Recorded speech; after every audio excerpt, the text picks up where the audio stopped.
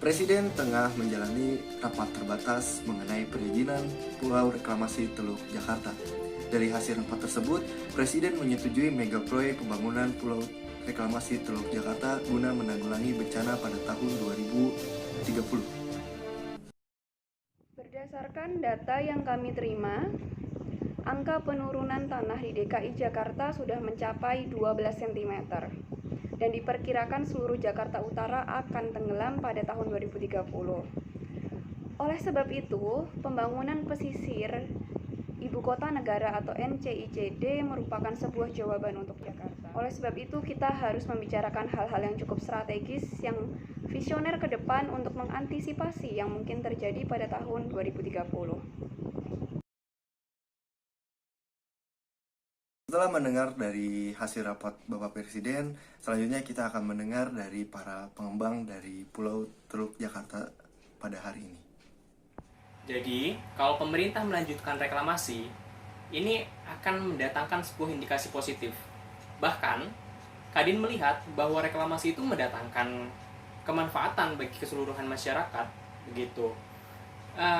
Dan kalaupun sekarang permasalahannya itu menjadi luas, maka itu adalah sebenarnya tidak lebih dari konflik internal antar pemerintah itu sendiri, gitu. Jadi posisinya sekarang pengembang itu menjadi korban.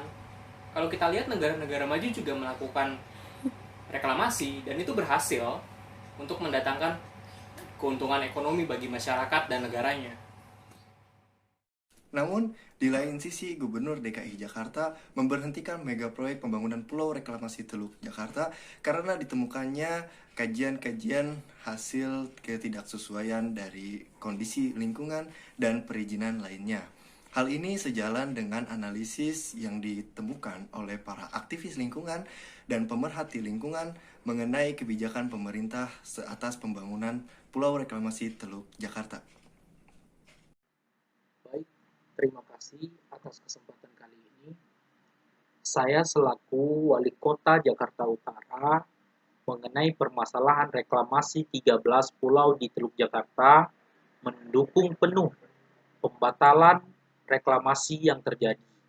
Dikarenakan dampak yang diberikan dari aktivitas tersebut memberikan dampak yang luar biasa terhadap masyarakat pesisir dan sekitarnya. Maka dari itu, kami selaku aspirasi dari masyarakat yang kami naungi, kami mendukung pembatalan tersebut. Terima kasih. Local water users, fishers, women and men working in small-scale fishery enterprises along the Jakarta Bay want and need to be certain that their interests are considered and addressed. We are deeply concerned about the livelihood loss and infringement of social and economic rights, as well as irreparable environmental damage. Reklamasi Teluk Jakarta bukanlah bagian masalah DKI semata, melainkan sudah menjadi isu nasional. Untuk itu, alumni ITB mengajak segenap mahasiswa dan alumni perguruan tinggi se-Indonesia serta elemen-elemen masyarakat lainnya untuk bersama-sama menolak pencabutan moratorium reklamasi Teluk Jakarta dan mengawal proses dihentikannya proyek reklamasi tersebut. Saya menolak untuk adanya reklamasi Teluk Jakarta ini karena lebih banyak dampak negatifnya dibandingkan positifnya dan juga sangat berdampak terhadap kehidupan masyarakat di sekitar pesisir pantai yang bukan hanya tempat tinggalnya yang tergusur tetapi juga kehilangan mata pencahariannya akibat adanya proyek ini. Betul sekali, kita sebagai masyarakat sangat setuju atas pembatalan proyek tersebut karena proyek besar ini sangat berpengaruh negatif terhadap masyarakat sekitar.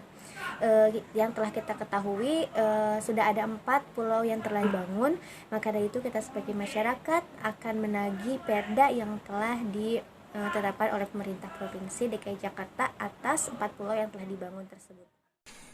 Pembangunan Pulau Reklamasi Teluk Jakarta memang memberikan sisi positif dan sisi negatif.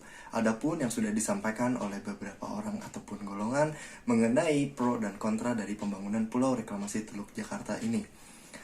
Selanjutnya, bagaimanakah kelanjutan dari kasus pembangunan Teluk Jakarta ini?